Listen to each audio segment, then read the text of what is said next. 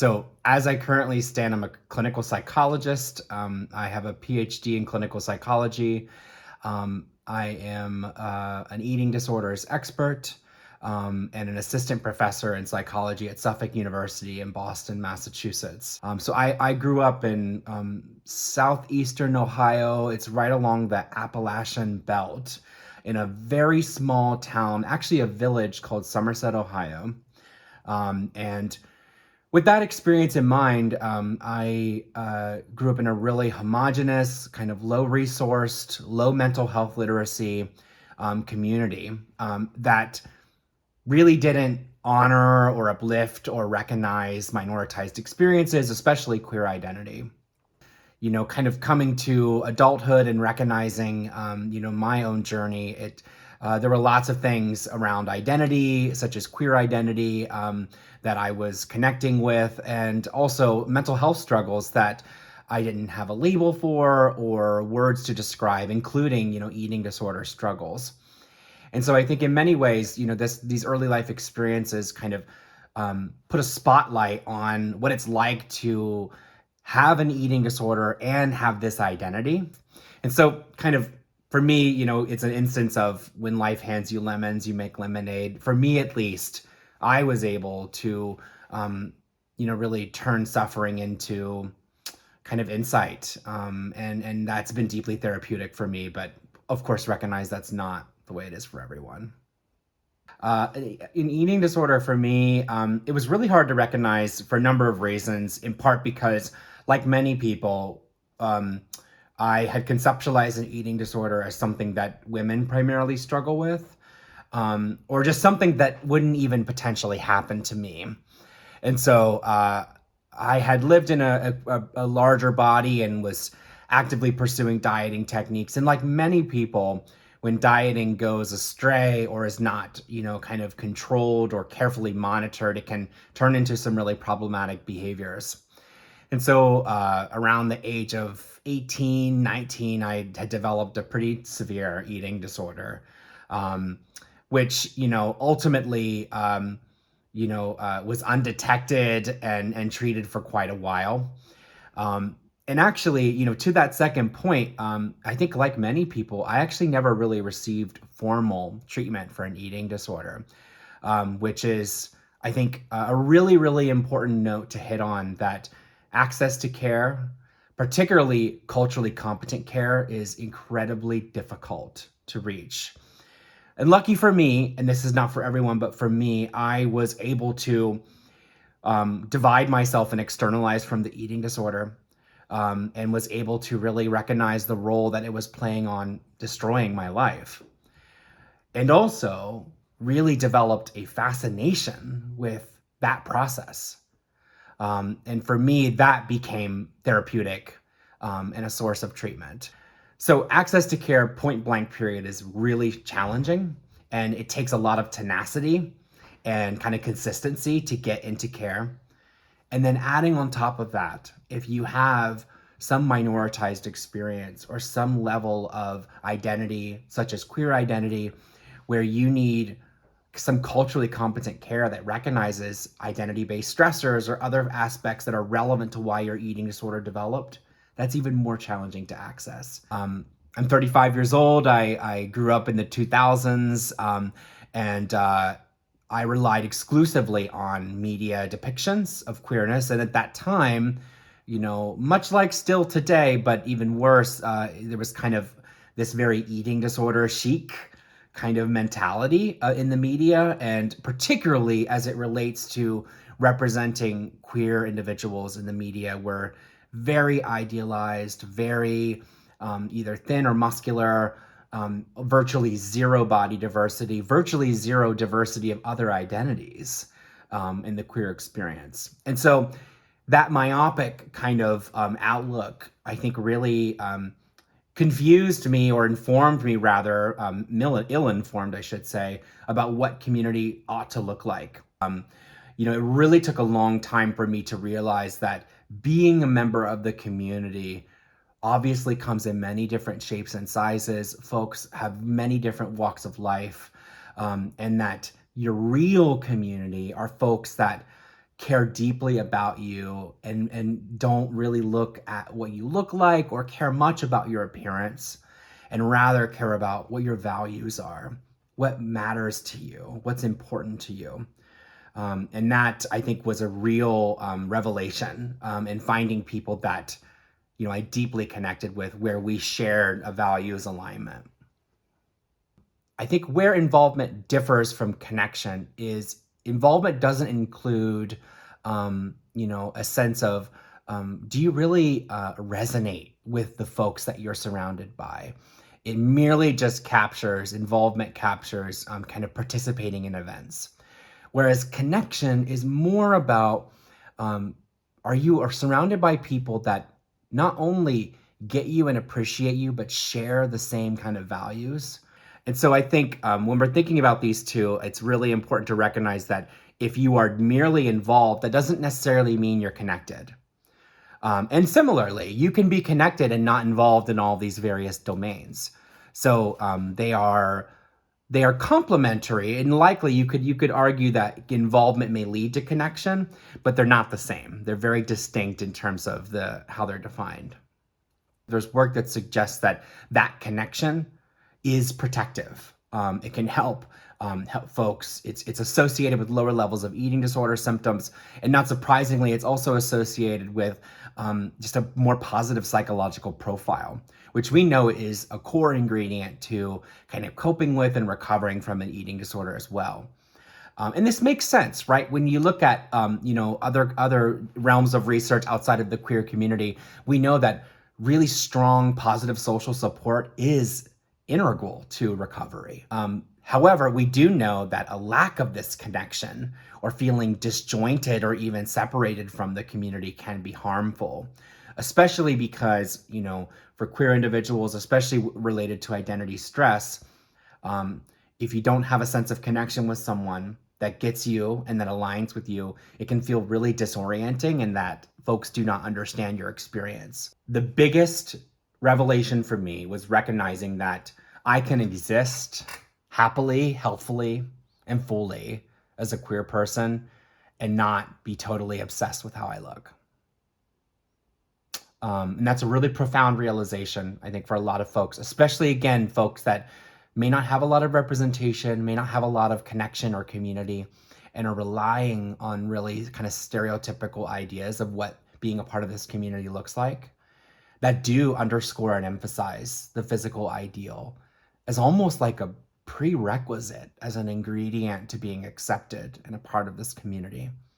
And when I was able to really divorce from that sentiment and break away from that, I was able to recognize that I can fully exist in this identity in a way that has nothing to do with how I look, and that actually respects and honors my brain and what I bring to the table, from an intellectual standpoint, from a sense of humor standpoint, from a hobby standpoint, which is deeply, deeply meaningful and therapeutic. As a researcher, I'm primarily interested in identity-based stress in the queer community, also known as sexual minority stress, gender minority stress. These two forms of stress, sexual minority and gender minority stress, historically are conceptualized as stressors that come from outside the community. So these include things like discrimination from non-queer individuals, so heterosexual individuals. These include things like hiding or withholding your identity in certain spaces for safety. There is the potential for stigma and stress to occur within the queer community. And I say this for this question because there are aspects of that within community stress that our work shows is really relevant to eating disorder symptoms. Specifically, there's been some measurement studies that have identified that body stigma, as perpetuated by sexual minority men, is a really powerful predictor of eating disorder symptoms. And our work has shown that the more that sexual minoritized men experience those body stigma experiences, it actually leads to more eating disorder symptoms down the road. And so this highlights a really important nuance, which I think gets to the connection component, which is if you're experiencing body stigma experiences from other queer men in your community, these folks may not have your values and your best, kind of interest in mind. And maybe that is a cue for you to either put up stronger boundaries or kind of move toward friendships that are not connected to the way that you look. And so that gets that kind of how connection is a positive experience, and how this within community stress is a harmful one that can also happen within the queer community. We know that, if you generally ask people in the public who struggles with an eating disorder, they're going to say a particular person. They're likely going to say a skinny, potentially white, affluent, Caucasian girl, potentially from the United States or from a Western country. And that stereotype plays a really powerful role in recognizing, if that's how people are conceptualizing eating disorders, they may not be able to actually identify an eating disorder in someone that comes from a different experience. And more specifically, my research program is devoted to recognizing what are the unique factors within certain minoritized communities, such as the queer community, as well as people from outside of, Western cultural contexts, and other minoritized experiences. What are the unique relevant factors that explain not only why eating disorders exist more in these communities, but how can we leverage that information to develop treatments that are responsive to those unique experiences, with the goal of narrowing those health disparities and actually providing care that matters and that is effective. So we've talked about involvement prior, which is going out, clubbing, partying, participating in online, queer communities. The more involved you are, the more eating and body image disturbances folks are reporting, which, if you look at all other kind of psychological domains, that association doesn't make sense. Involvement generally is protective. It's protective for mental health, for depression, for suicidality. So why then would involvement be positively connected to eating and body image issues? And we suspected that it's not just involvement, but that the more you're involved in the community, the more potential for these within community stress experiences, which, as we defined earlier, these include things like body stigma experiences from other queer individuals. They can include things like, pressures to compete with each other. And so we tested this assumption through statistical analyses to look at, when we control for or account for the role of within community stress, is community involvement still connected to disordered eating? And not only have we seen that when you account for within community stress, community involvement is no longer associated with disordered eating, suggesting that within community stress is explaining what's going on there. We've shown through longitudinal studies, which measure people over time, that when you include within community stress, that community involvement is actually associated with less disordered eating. So what we're getting at here is community involvement may introduce opportunity for within community stress experiences. And that is likely what is driving the connection between community involvement and disordered eating symptoms and body image concerns in the queer community. And that if we address that meaningfully and we count for that, community involvement can potentially be protective in the way that we expect. Ultimately, though, my work is moving toward how can we take this information and develop either new treatments that are responsive to identity-specific stress, or adapt existing evidence-based treatments. Ultimately, my work is moving from kind of what's called a basic science side to a more translational, which is informing clinical practice and ideally reducing health disparities in eating disorders among minoritized groups. So the Embrace Lab, the Embrace is an acronym. It stands for Elevating Minoritized Backgrounds in Research on Appearance Concerns and Eating Disorders, also known as Embraced. The lab is at Suffolk University, part of the clinical psychology program. and was launched in 2025, the summer of 2025. And the overarching mission of the Embrace Lab is to recognize and uplift folks of minoritized experiences in the eating disorders research through many different initiatives. So again, clarifying why health disparities exist among certain communities. What is it about those communities that help us understand why these health disparities and eating disorders exist? And then kind of moving toward the treatment side, what can we do with that information? How can we use it to inform whether we develop new treatments or refine existing treatments? One of my more prolific and exciting collaborations is with Dr. Jimbo Ha, who is was at the Chinese University of Hong Kong, and our work has really centered on recognizing the role of cultural context, particularly Chinese cultural context, mainland China, and recognizing, how can minority stressors look differently in certain cultural contexts. And we actually have some really exciting work that's in Revise and Resubmit, comparing minority stressors among Chinese sexual minoritized men and United States sexual minoritized men.